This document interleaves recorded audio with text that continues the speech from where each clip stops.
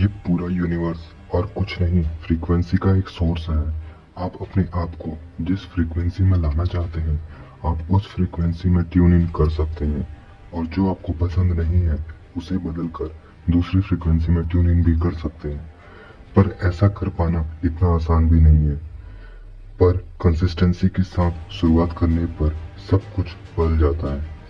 और मैं हमेशा से यही कहता हूँ कि अपने जीवन में कॉन्शियसनेस या चेतना का लेवल अप करने के लिए आपको 3 चीज़ों पे काम करना होगा।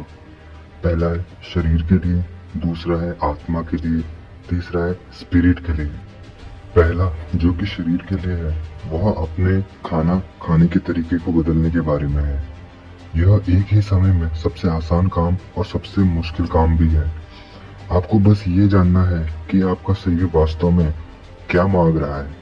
अगर आप जागृति या जागरूकता के लिए काम कर रहे हैं, तो आपका शरीर मांस मांगना बंद कर देगा और ये फल, सब्जियां और सीड्स यानी कि बीज की मांग करेगा।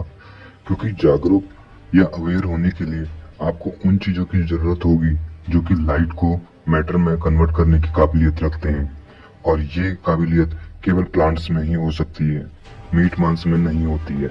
इसलिए अगर आप डीएनए को इनकोड और अपनी याददाश्त को और अधिक मजबूत करने का प्रयास कर रहे हैं, तो आपको लाइट को मैटर में कन्वर्ट करना आना चाहिए। सेकंड पॉइंट है फॉर योर सोल या आत्मा के लिए। इसको एक्टिवेट करने के लिए आपको अपनी सांसों पे काम करने की जरूरत है। सांस लेने के तरीके पर ही हमारी हार्मोनल प्रणाली कार्य करती है, और ये हमारे एंडोक्राइन सिस्टम के कार्य करने पर भी निर्भर करता है। तो आपको अपने लंग्स ऑक्सीजन से भरने की देर है, और इसे करने का सबसे अच्छा तरीका है गहरी सांस लेना, पर मुंह से नहीं। मुंह खाने के लिए और बात करने के लिए है, सांस लेने के लिए नहीं। सांसें केवल नाक से ही लेनी चाहिए और नाक से ही छोड़नी चाहिए, और जितनी गहराई से हो उतनी गहराई से सांस लेनी चाहिए। यह हमारे हार्मोन्स को नॉर्मलाइज करता है और हमारे इमोशंस को कंट्रोल करने की पावर देता है। मेरे लिए आत्मा का मतलब एक ऊर्जा से है जो सतत प्रवाह या कॉन्टिन्यूसली फ्लो करती है। यही एकमात्र ध्यान है कि आप सांसें कैसे लेते हैं। थर्ड पॉइंट है फॉर योर स्पिरिट। अपने चक्रों में स्टोर अपनी ऊर्जा को ऊपर उठाने का सबसे आसान तरीका है हंसना। जी हाँ, हंसना। हंसना उच्च आत्मबल का एक प्रतीक है। एक स्माइल भर कर देने से हम हाई वाइब्रेशन स्टेट में पहुंच जाते हैं। इसलिए जब हम हंसते हैं तो हमारा वाइब्रेशन स्टेट हाई हो जाता है। इससे हम लोअर स्टेट की वाइब्रेशन को महसूस नहीं कर पाते हैं।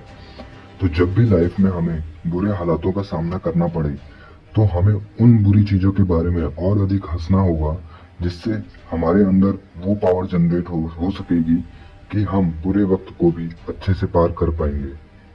तो जीवन में बेहतर बनने के लिए आपको 3 स्टेप फॉर्मूला हमेशा याद करना है।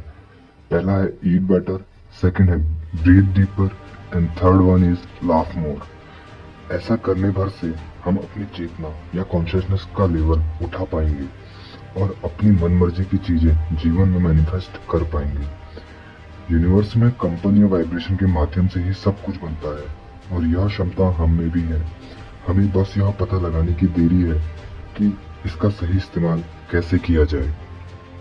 मैं व्यवहारिक रूप से सबसे कहूंगा कि हमें हमारी क्षमता को जगाने के लिए दूसरे की क्षमता का अनुकरण करने की जरूरत नहीं है। हमें वो करने की कोशिश नहीं करनी चाहिए जो दूसरे लोग कर रहे हैं। हो सकता है हम कुछ ऐसा करने के लिए बने हों जो वाकई ही आश्चर्यजनक और हैरत अंगेज हो। मैं हर समय लोगों को इस बात के लिए प्रोत्साहित करता हूँ कि उन्हें जिस काम से सबसे ज्यादा प्यार है उसको दिल लगा के करना चाहिए।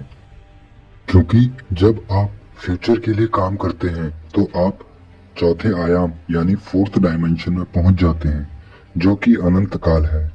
तो हमें कहीं जाना नहीं है, बस आगे बढ़ते रहना है। और ब्रह्मांड कोई जगह नहीं है जहां से हम आए हैं। यूनिवर्स टाइम और स्पेस का एक कांस्टेंट है।